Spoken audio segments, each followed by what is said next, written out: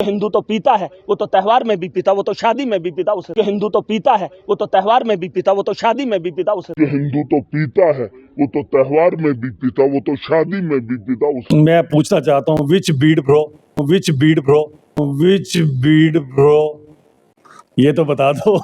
खैर पौओं और रदियों के बसाखियों पर खड़ी हुई पार्टी है, उसके प्रेसिडेंट ऐसे ही होंगे। आप ये मत सोचिए कि कोई बड़ा अच्छा कहीं या कोई बड़ा सुलझा हुआ व्यक्ति या साफ सुथरा व्यक्ति बनेगा, ऐसे ही लोग उसके। आम आदमी पार्टी के मेंबर ऑफ लेजिस्लेटिव असेंबली महराज मलिक का एक बयान सोशल मीडिया पर जमकर वायरल हो रहा है, जिसमें उन्होंने एक स्पेशल कम्युनिटी के खिलाफ कहा है और कहा है कि ये स्पेशल कम्युनिटी आए दिनों शराब का सेवन करती है। मेरे साथ इस वक्त बातचीत करने के लिए भारतीय जनता पार्टी के प्रवक्ता ठाकुर अभिजीत जसरोटिया हैं। और सर, किस नजर से देखते हैं, क्या सोचते हैं इस बयान के बारे में? मैं पूछना चाहता हूँ विच बीड ब्रो, ये तो बता दो। खैर बात ये आती है कि केवल हिंदुओं को ही नहीं, इवन हमारे जो मुसलमान भाई हैं उनके ऊपर भी जो कटाक्ष किया गया। हिंदुओं को तो उन्होंने जिस तरह से शराब का सेवन करने के लिए कहा गया और बड़ी बेशर्मी से शराब का सेवन करने के लिए कहा गया, और मुसलमानों को चोर शराबी कहा गया कि वो चोरी से शराब पीता है। मुझे लगता है आज चाहे हिंदू धर्म गुरु हैं चाहे मुसलमान धर्म गुरु हैं, जितने शाही इमाम या इमाम साहब हैं या बाकी उलेमाज हैं, इनको कम से कम इसका संज्ञान लेना चाहिए कि पूरे मुसलमानों को, किसी धर्म विशेष को अगर आप कटाक्ष करके उनको कटघरे में लाकर खड़ा करके उनको चोर शराबी बोलते हो, ये बात बोलते हो, तो मुझे लगता है ये बहुत बड़ी बात है। और ये कहीं ना कहीं जिस तरह से मुझे लगता है आज हिंदू जितने संगठन है जिसके अंदर मैंने बात की, ये भले हमारे यहाँ पर भद्रवाह से जो सनातन धर्म सभा वाले, उन्होंने इसके खिलाफ संज्ञान लेने की बात की है। विश्व हिंदू परिषद इसके ऊपर संज्ञान ले रहा है, जो हमारी श्री सनातन धर्म सभा है वो संज्ञान ले रहा है। सभी जितनी धार्मिक ऑर्गेनाइजेशन है, क्योंकि हम तो पॉलिटिशियन लोग हैं, हमारा तो ये मानना है सभी धर्म हमारे लिए, लेकिन जो जो धर्मों के धर्म गुरु हैं आज उनको बनता है कि इतना बड़ा कटाक्ष पहले हिंदुओं के ऊपर फिर मुसलमानों के ऊपर किया गया, आप सब लोग चुप नहीं बैठ सकते इसके ऊपर। अगर इस तरह से करेंगे तो ये लोग आने वाले टाइम में,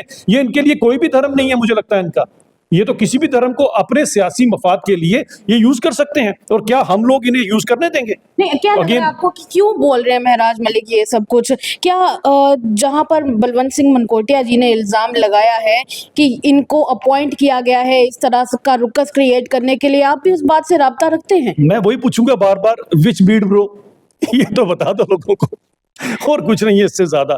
जब इंसान खासकर ऐसी बातें करता है तो फिर आप समझ ही सकते हो। और जिस पॉलिटिकल सिर पे जो शराब सवार है वही तो मैं पूछ रहा हूँ, विच बीड ब्रो, आप ये बता दे तो अच्छी बात है। बात जिस पार्टी से ही आते हैं, आप उस पार्टी का आप देखिए, उस पार्टी के आधे से ज्यादा नेता जो हैं वो वही शराब की सपोर्ट और शराब के अंदर जो उनके घोटाले हैं उसके कारण सभी के सभी आपको तिहाड़ जेल में नजर आएंगे। और हमारे बगल में जो स्टेट है वहां पर भी क्या हाल है वो भी आप जानते हो। तो आपकी पॉलिटिकल पार्टी की आइडियोलॉजी इस तरह की, आप कैसे इस तरह की बात कर सकते हो? तो फिर वही बात आती है अगेन, विच बीड ब्रो।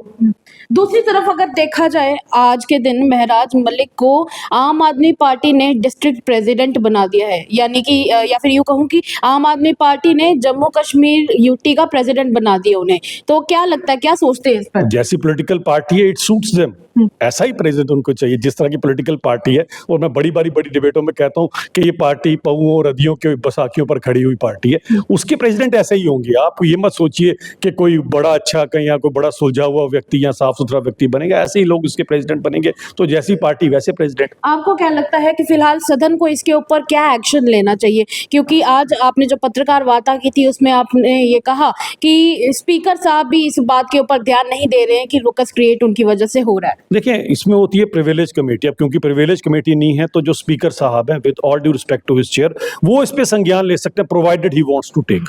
अगर इस पे लें तो सबसे बड़ी बात है कि जिस तरह से हमारी संवैधानिक पोस्ट में सबसे बड़े यहाँ पर हेड कोई है, हमारे एलजी साहब हैं, उनके ऊपर जिस तरह का कटाक्ष किया गया, जो बात की गई, डिफेमेशन उनकी की गई, मुझे लगता है कि स्पीकर साहब अगर चाहें तो वो इनको डिस्क्वालीफाई कर सकते हैं बड़े आराम से, क्योंकि इसके अंदर इस समय प्रिविलेज कमेटी ना होने के जो स्थिति के अंदर जो हेड हैं वो स्पीकर बनते हैं।